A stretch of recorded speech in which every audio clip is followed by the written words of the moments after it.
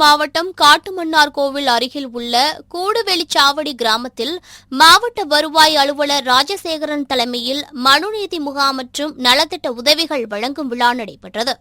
இந்நிகழ்வில் விடுதலை சிறுத்தைகள் கட்சியின் பொதுச் செயலாளரும் காட்டுமன்னார்கோவில் சட்டமன்ற உறுப்பினருமான சிந்தனை செல்வன் கலந்து கொண்டு சிறப்புரையாற்றினார். தொடர்ந்து 43,35,550 ரூபாய் மதிப்பீட்டில் 89 பயனாளிகளுக்கு இலவச வீட்டுமனை பட்டா, 21 பயனாளிகளுக்கு சமூக பாதுகாப்பு திட்டத்தின் கீழ் முதியோர் உதவித்தொகை மற்றும் இதர தொகைகள் உள்ளிட்ட பல்வேறு நலத்திட்ட உதவிகளை வழங்கினர். இந்நிகழ்ச்சியில் காட்டுமன்னார்கோவில் வட்டாட்சியர் தமிழ்ச்செல்வன், ஒன்றிய பெருந்தலைவர் பூங்குழலி பாண்டியன், ஊராட்சி ஒன்றிய குழு உறுப்பினர் சங்கர், ஊராட்சி மன்ற தலைவர் ராஜலட்சுமி ரங்கநாதன், ஊராட்சி மன்ற துணைத் தலைவர் ராமர், தோட்டக்கலை உதவி இயக்குநர் நந்தினி உள்ளிட்டோர் கலந்து கொண்டனர். விருதுநகர் மாவட்டம் ராஜபாளையம் மற்றும் அதன் சுற்றுவட்டார பகுதிகளில் இன்று அதிகாலை 5 மணியிலிருந்து பெய்த மழையால் பழைய பேருந்து நிலையம், காந்தி சிலை, ரவுண்டானா, அரசு மகப்பேறு மருத்துவமனை உள்ளிட்ட பகுதிகளில் மழைநீர் தேங்கியது. இதனால் வாகன ஓட்டிகள் மற்றும் கல்லூரி மாணவர்கள் அலுவலகம் செல்லக்கூடியவர்கள் அவதியடைந்தனர். சாலை பாதுகாப்பு மாத விழாவை ஒட்டி ஈரோடு மாவட்டம் பவானி உட்கோட்ட காவல்துறையினர் சார்பில் விழிப்புணர்வு பேரணி நடைபெற்றது.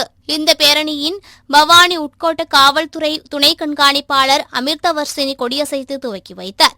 பவானி ஒருங்கிணைந்த நீதிமன்ற வளாகத்திலிருந்து தொடங்கிய இப்பேரணியில் பவானி போக்குவரத்து போலீசார், பவானி நகர போலீசார், சமூக ஆர்வலர்கள் என 50க்கும் மேற்பட்டோர் தலைக்கவசம் அணிந்தவாறு இருசக்கர வாகனங்களில் பேரணியாக சென்று விழிப்புணர்வு ஏற்படுத்தினர். தஞ்சாவூர் மாவட்ட பார்வை இழப்பு தடுப்பு சங்கம் மற்றும் மதுரை அரவிந்த் கண் மருத்துவமனை இணைந்து நடத்திய இலவச கண் சிகிச்சை முகாம் ஐயம்பேட்டை அருகே சக்கராப்பள்ளி புருணை தாருசுலாம் விருந்து கூடத்தில் நடைபெற்றது. ஜமாத் சபை தலைவர் ஜிம்லா நசீப் தலைமையில் நடைபெற்ற இம்முகாமில் கண் சம்பந்தமான அனைத்து நோய்களுக்கும் சிகிச்சை மற்றும் ஆலோசனைகளை வழங்கப்பட்டது. இந்த முகாமிற்கு உண்டான ஏற்பாடுகளை சக்கராப்பள்ளி முஸ்லிம் பரிபாலன ஜமாத் சபை மற்றும் பாசமலர் வெல்ஃபேர் அசோசியேஷன் நிர்வாகிகள் செய்தனர். இதில் 800க்கும் மேற்பட்ட பொதுமக்கள் கலந்து கொண்டு பயனடைந்தனர். மயிலாடுதுறை மாவட்டம் சீர்காழி பெஸ்ட் மெட்ரிக் மேல்நிலைப் பள்ளியில் 39ஆம் ஆண்டு இலக்கிய மன்ற விழா மற்றும் மாணவ மாணவிகளுக்கான பன்முக திறன் போட்டிகள் பள்ளியின் தாளாளர் ராஜ்கமல் தலைமையில் நடைபெற்றது. இந்நிகழ்ச்சியில் விஜய் டிவி புகழ் சூப்பர் பாடகி அருணா கலந்து கொண்டு மாணவர்களிடையே சிறப்புரையாற்றினார். மேலும் குழந்தை வளர்ப்பதின் விதம் குறித்து பெற்றோரிடம் கலந்துரையாடினார். இந்நிகழ்ச்சியில் மாணவர்களுக்கு பல்வேறு பன்முகத்திறன் போட்டிகள் நடத்தப்பட்டு வெற்றி பெற்ற மாணவர்களுக்கும் பரிசும் சான்றிதழும் வழங்கப்பட்டது. திருப்பூர் மாவட்டம் உடுமலையில் RKR கிரிக் பள்ளியைச் சார்ந்த 6 முதல் 12ஆம் வயதிற்குட்பட்ட மாணவ மாணவிகள் தமிழ் பாடலை பாடியவாறு 15 நிமிடங்கள் நடனமாடியும் ஜிம்னாஸ்டிக் செய்தும் சாதனை செய்தனர். ஜிம்னாஸ்டிக் மற்றும் நடனம் ஆடிய மாணவ மாணவிகளின் சாதனை அங்கீகரிக்கப்பட்டு நோவா உலக சாதனை புத்தகத்தில் பதிவு செய்யப்பட்டது. மேலும் அதற்கான சான்றிதழை RKR கிரிக்ஸ் பள்ளி செயலாளர் RKR கார்த்திக் குமார் மாணவர்களிடம் வழங்கினார்.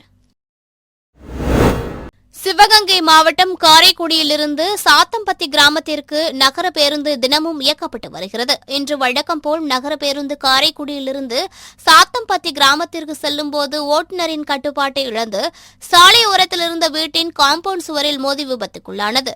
இதில் அதிர்ஷ்டவசமாக பயணிகள் காயமின்றி உயிர் தப்பினர். இந்த சம்பவம் அப்பகுதியில் பெரும் பரபரப்பை ஏற்படுத்தியது. இதுகுறித்து தகவல் அறிந்து தெற்கு காவல்துறையினர் சம்பவ இடத்திற்கு சென்று விபத்து குறித்து விசாரணை நடத்தினர். நாகப்பட்டினம் மாவட்டத்தில் சுமார் 1.5 லட்சத்திற்கும் அதிகமான விளை நிலத்தில் சம்பா மற்றும் தாளடி சாகுபடி செய்யப்பட்டுள்ளது.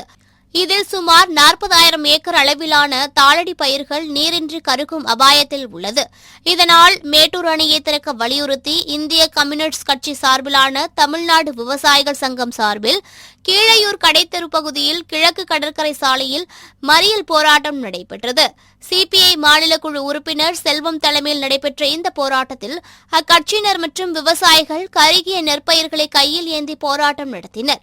அப்போது பாதிக்கப்பட்ட குறுவை பயிருக்கு அறிவித்த நிவாரணத்தை உடனடியாக வழங்க வேண்டும் எனவும் கோரிக்கை வைத்தனர். தென்காசி மாவட்டத்தின் பல்வேறு பகுதிகளில் 20க்கும் மேற்பட்டோர் இந்தியன் பிராய்லர்ஸ் என்ற நிறுவனத்தில் ஒப்பந்தம் செய்து பண்ணை அமைத்து கோழிகளை வளர்த்து அந்த நிறுவனத்திடம் கொடுத்து வருகின்றனர். இவர்கள் வளர்த்து நிறுவனத்திடம் ஒப்படைக்கப்பட்ட கோழிகளுக்கு செலுத்த வேண்டிய தொகையை கடந்த 7 மாதங்களாக செலுத்தவில்லை எனவும், அது குறித்து கேட்ட நிலையில் கடந்த 4 நாட்களாக கோழிகளுக்கு தீவனங்கள் கொடுக்காமல் அந்த நிறுவனம் காலம் தாழ்த்தி வருவதாக கூறப்படுகிறது. இந்நிலையில் பசியின் காரணமாக கோழிகள் ஒன்றுக்கு ஒன்று கொத்தி திங்கும் அவலத்திற்கு சென்றுள்ளதாகவும், மேலும் பசி காரணமாக 1000 கணக்கான கோழிகள் உயிரிழந்ததாகவும் கோழிகளை வளர்த்து வருபவர்கள் குற்றம் சாட்டினர். மேலும் கோழிகளை வளர்த்து வருபவர்கள் இந்தியன் பிராய்லர்ஸ் நிறுவனத்தின் தென்காசி மாவட்ட கிளை அலுவலகத்திற்கு சென்று அங்குள்ள ஊழியர்களிடம் பிரச்சனையில் ஈடுபட்டு நிறுவனத்திற்கு பூட்டு போட முயற்சி செய்தனர். அதனைத் தொடர்ந்து தற்காலிகமாக கோழிகளுக்கு உணவு கொடுக்க தேவையான நடவடிக்கைகள் எடுக்கப்படும் என அந்த நிறுவனத்தில் உள்ள ஊழியர்கள் எழுதி கொடுத்த நிலையில் அவர்கள் அங்கிருந்து கலைந்து சென்றனர். புதுச்சேரி காவல்துறையில் காலியாக உள்ள ஊர்காவல் படை வீரர்களுக்கான 500 பணியிடங்களை நிரப்ப புதுச்சேரி அரசு சார்பில் அறிவிப்பு வெளியிடப்பட்டு அதற்காக விண்ணப்பங்கள் பெறப்பட்டது. அதன்படி 20,135 விண்ணப்பங்கள் பெறப்பட்டது. இவர்களுக்கான உடற்தேர்வு கோரிமேடு ஆயுதப்படை மைதானத்தில் நடைபெற்றது.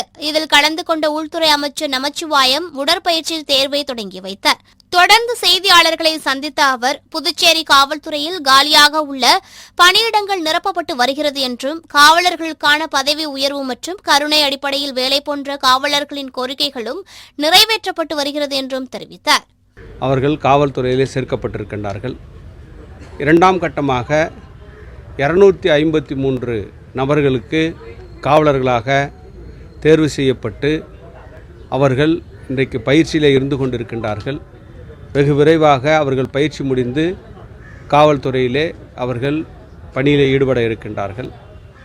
அதைப்போல காவல்துறையிலே பல்வேறு பதவி உயர்வுகள், அது மட்டும் இல்லாமல் இன்றைக்கு இருக்கின்ற வாரிசுதாரர் வேலை, இப்படி போன்ற அனைத்து கடமைகளும் நிறைவேற்றப்பட்டிருக்கின்றது.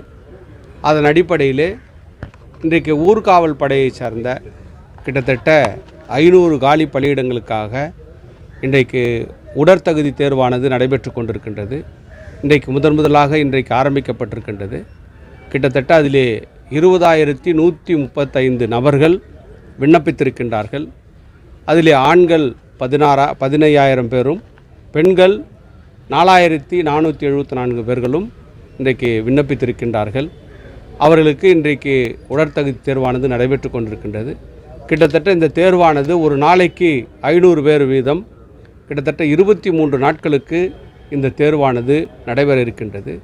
இதில் யாரெல்லாம் உடல் தகுதி தேர்விலே தேர்ச்சி பெறுகின்றார்களோ அவர்களெல்லாம் எழுத்து தேர்வு மூலமாக அவர்கள் தேர்வு வைக்கப்பட்டு அதில் யாரெல்லாம் அந்த தேர்வில் வெற்றி பெறுகிறார்களோ அவர்கள் அனைவரும் தகுதி அடிப்படையிலே ஒளிவு மறைவின்றி நேர்மையான முறையிலே இந்த தேர்வானது இன்றைக்கு நடைபெற்று கொண்டிருக்கின்றது.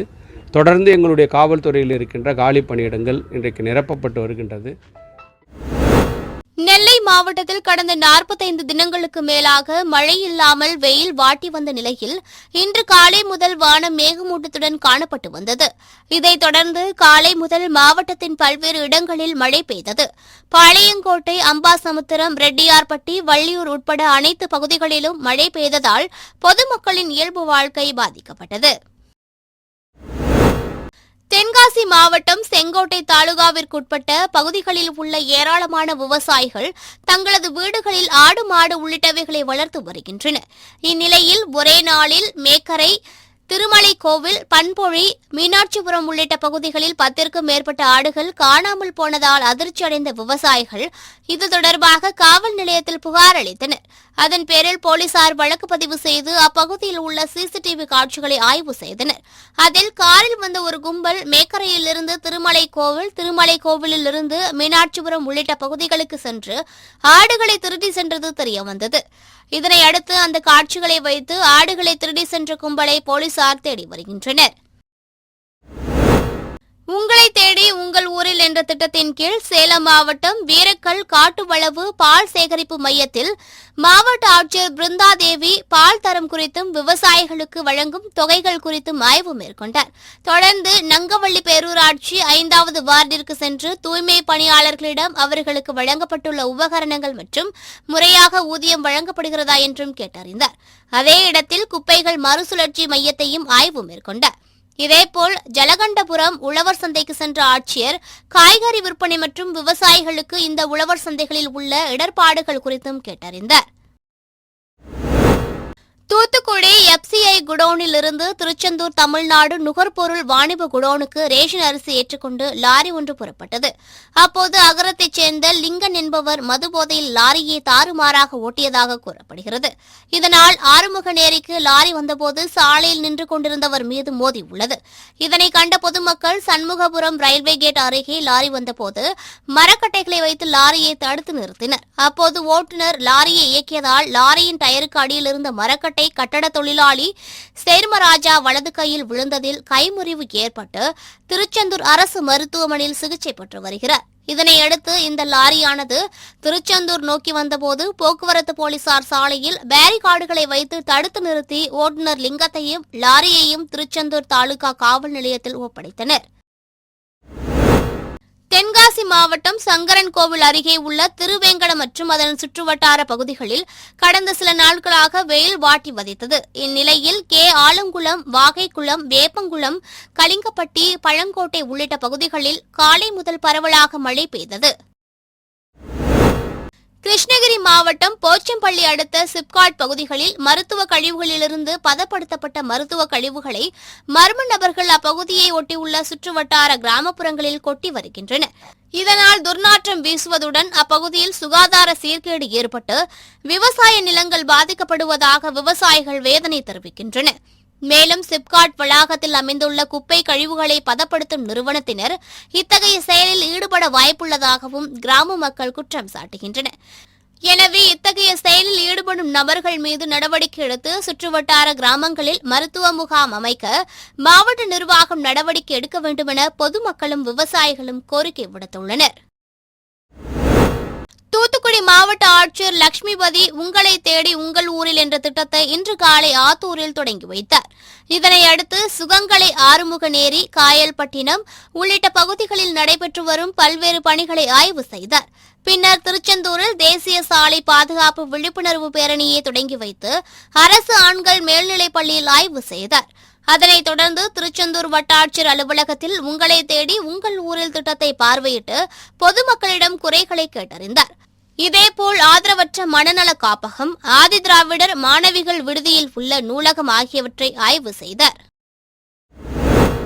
திருப்பூர் மாவட்டம் காங்கேயம் சென்னிமலை சாலையில் மின் மயானம் எதிரில் காவிரி கூட்டு குடிநீர் திட்ட குழாய் உள்ளது.